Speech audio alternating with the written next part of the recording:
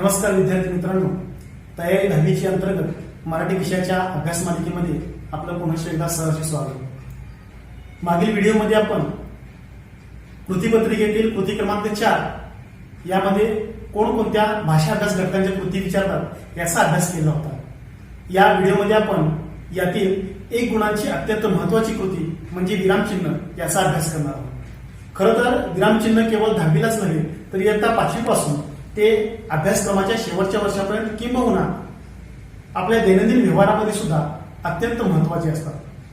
कारण विरामचिन्ह त्यांची जागा ही अत्यंत महत्वाची असते आणि त्यानुसार वाक्याला अर्थ प्राप्त होत असतो.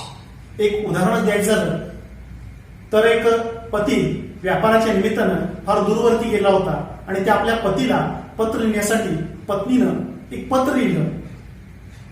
ते पत्र लिहित असताना तिनं पत्र लिहिलं, परंतु त्या पत्रामध्ये नेमकी विरामचिन्ह कुठं वापरायची हे तिला माहीत नसल्यामुळं तिनं कुठंतरी वापरायची म्हणून विरामचिन्ह वापरली आणि अर्थाचा अनर्थ झाला.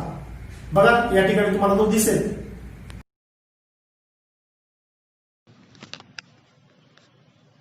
पत्रामध्ये ती असं म्हणते, प्रिय प्राणनाथ, तुमची आठवण येते. माझ्या मैत्रिणीला मुलगा झाला. आजीला दवाखान्यात दाखवले. बकरीला 1000त विकले. सासूबाईंना दम्याचा त्रास होत आहे. पत्र थांबवते. तुमची पत्नी. पण झालं असं की तिला वाक्यामध्ये नेमकं पूर्णविराम कुठं लिहायचा किंवा विरामचिन्ह कशी वापरायची हे माहीत नव्हतं. आणि तिनं जे पत्र लिहिलं आणि तिनं जी विरामचिन्ह लिहिली त्यामुळं पत्रामध्ये नेमका काय घोळ झाला हे आता आपण बघूया. बघा तेच पत्र फक्त चिन्हामध्ये बदल. प्रिय प्राणनाथ. आता तिनं पहिलं विरामचिन्ह कुठं दिलं बघा. तुमची आठवण येते माझ्या मैत्रिणीला. मुलगा झाला आजीला.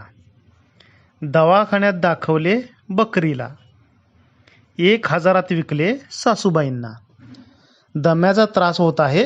पत्र थांबवते. तुमची पत्नी. म्हणजे एका विरामचिन्हामुळं वाक्याचा अर्थ पूर्णपणे बदलू शकतो हे आपल्याला यावरून लक्षात येतं. आता तुम्ही म्हणाला असं होतं का, शक्य आहे का? पण बऱ्याच वेळेला आपण वाचताना अशा पद्धतीनं वाचतो आणि त्यामुळं वाक्याचा अर्थ बदलतो, आपल्या मात्र ते लक्षात येत नाही. म्हणून वाक्यामध्ये विरामचिन्ह अतिशय महत्त्वाचे आहेत आणि ही विरामचिन्ह फक्त अभ्यासासाठी नसून आपल्या दैनंदिन जीवनामध्ये त्याचा नेहमी वापर होतो असतो. म्हणून आज आपण इयत्ता 10वीमध्ये कोणती विरामचिन्ह विचारली जातात. मित्रांनो, फक्त 10वीमध्येच नव्हे तर इयत्ता 5वी पासून ते अगदी अभ्यासक्रमाच्या शेवटच्या वर्षांपर्यंत आपल्याला विरामचिन्ह उपयोगी पडतातच. त्याशिवाय दैनंदिन व्यवहारामध्ये आपण वाचत असताना विरामचिन्ह अत्यंत महत्त्वाचे आहेत. चला तर मग आपण सुरुवात करूया इयत्ता 10वीच्या विरामचिन्हांना. पहिलं विरामचिन्ह आहे जे आपण नेहमी वापरतो ते म्हणजे पूर्णविराम. कधी वापरतात तर वाक्य पूर्ण झालं हे दाखवण्यासाठी ते वापरतात. उदाहरणार्थ, मी खेळत आहे, मी अभ्यास करत आहे अशी वाक्य पूर्ण झाली की त्या ठिकाणी ते चिन्ह वापरलं जातं. बघा वरती तुम्हाला ते चिन्हसुद्धा दिसेल जे आपण नेहमी वापरतो. त्यानंतर दुसरं चिन्ह येतं अर्धविराम.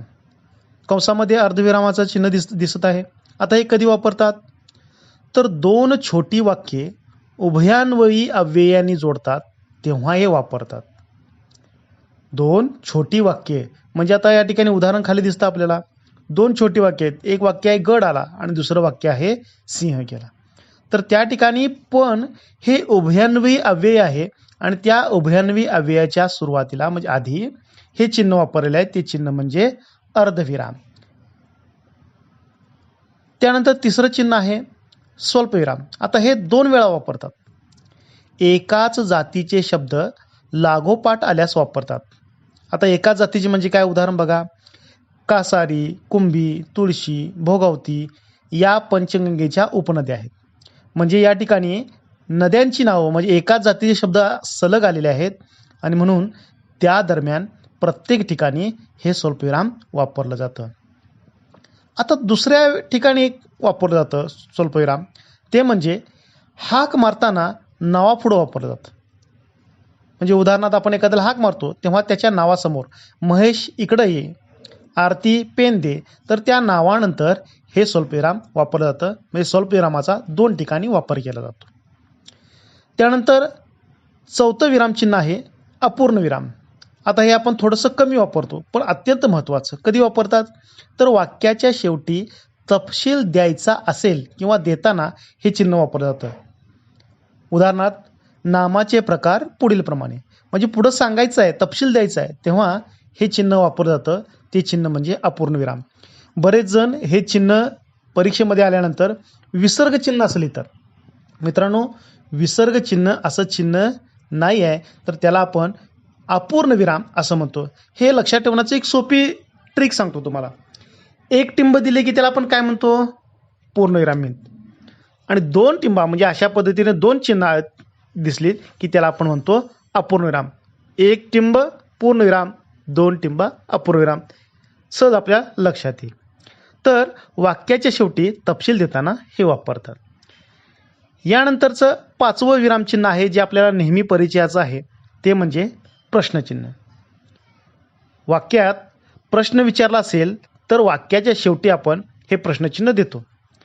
आता ते चिन्ह कसं द्यायचं तेही लक्षात ठेवा. बरेच जण हे चिन्ह वेगळ्या पद्धतीनं देतात.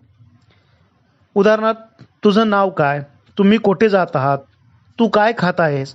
प्रश्न विचारला की वाक्यात शेवटी हे चिन्ह दिलं जातं. आपल्या सर्वांना हे परिचयाचं आहे. त्यानंतर पुढचं विरामचिन्ह आहे उद्गार चिन्ह. बरेच जण याला उद्गारवाचक चिन्ह, उद्गारार्थी चिन्ह अनेक प्रकारानं संबोधतात. तर हे उद्गार चिन्ह कधी वापरलं जातं? तर मनातील भावना व्यक्त करणाऱ्या शब्दाच्या शेवटी हे वापरलं जातं. उदाहरणार्थ बाप रे केवढा मोठा हा साप, किंवा अबब केवढा मोठा हा हत्ती. अशा पद्धतीनं मनातील भावना व्यक्त करण्यासाठी हे चिन्ह वापरलं जातं. त्यानंतर पुढील चिन्ह आहे अवतरण चिन्ह. आता यामध्ये पुन्हा 2 प्रकार आहेत. एक आहे एकेरी अवतरण चिन्ह, म्हणजे एखाद्या शब्दावरती जोर देताना किंवा दुसऱ्याचं मत सांगायचं असेल तर तेव्हा हे चिन्ह वापरलं जातं. आता एखाद्या शब्दावरती जोर देताना म्हणजे काय? तर उदाहरण बघा आता इथं. गांधीजींनी चले जावची घोषणा केली. म्हणजेच या ठिकाणी चले जाव या शब्दावरती भर देण्यासाठी एकेरी अवतरण चिन्ह दिलेलं आहे. किंवा दुसऱ्याचं मत, म्हणजे दुसऱ्यानं काहीतरी सांगितलेलं आहे ते आपण सांगायला लागलेलो आहोत, तेव्हा सुद्धा हे एकेरी अवतरण चिन्ह वापरतात. आणि अवतरण चिन्हाचा दुसरा प्रकार म्हणजेच दुहेरी अवतरण चिन्ह. आता हे केव्हा वापरतात?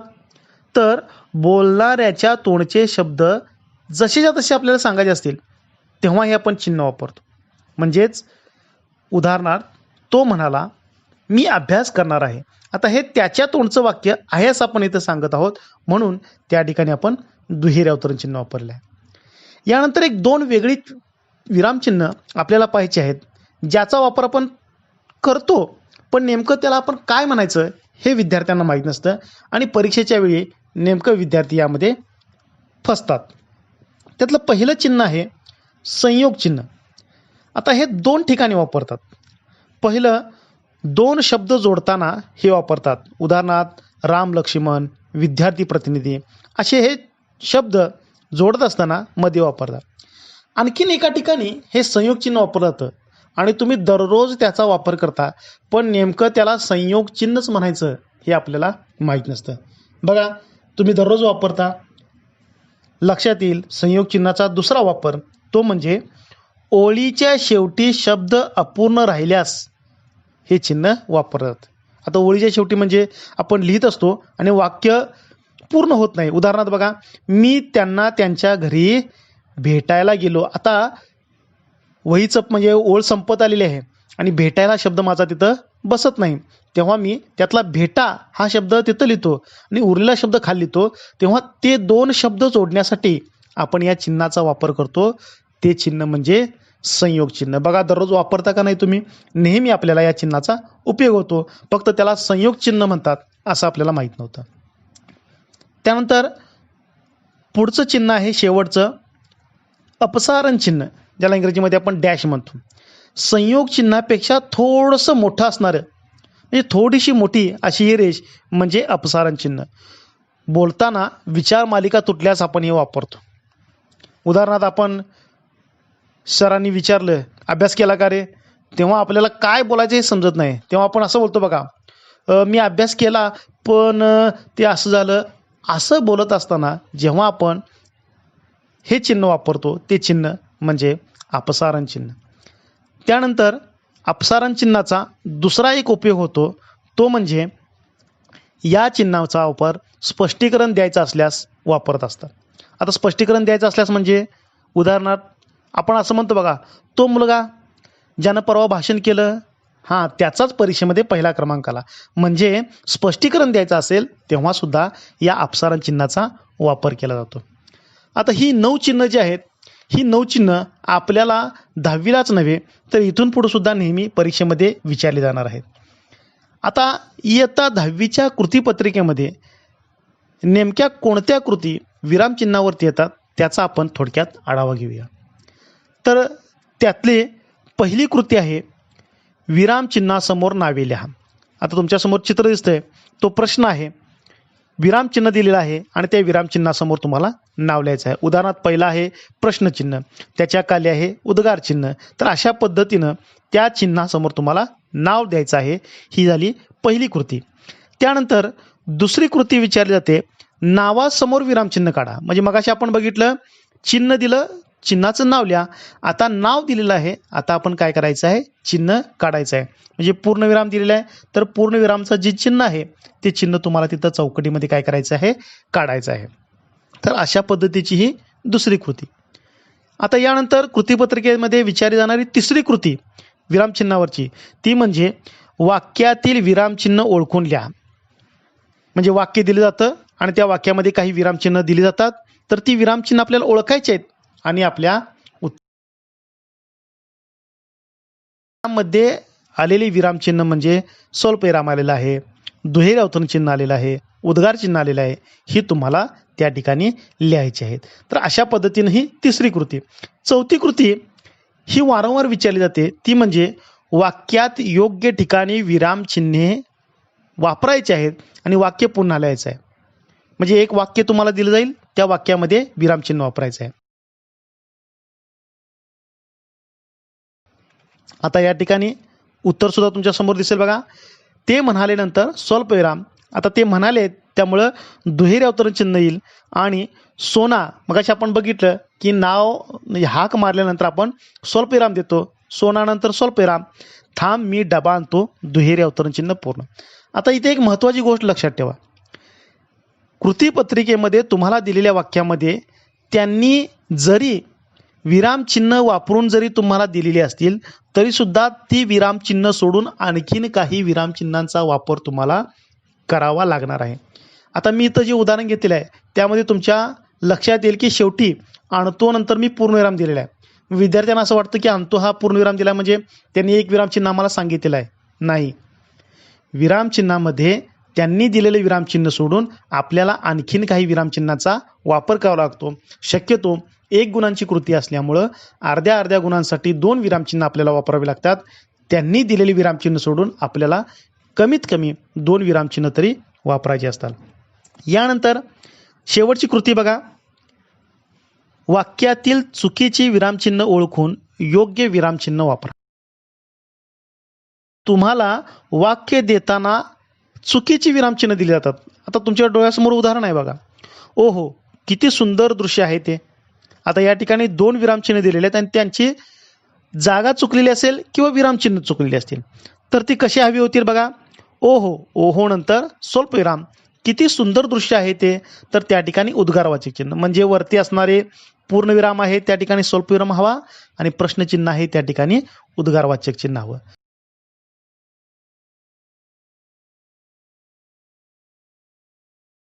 तर अशा पद्धतीनं एकूण 9 विरामचिन्ह आपल्याला या कृतीपत्रिकेमध्ये विचारले जातात आणि याचा संपूर्ण अभ्यास या व्हिडिओच्या माध्यमातून आपला झालाच असेल.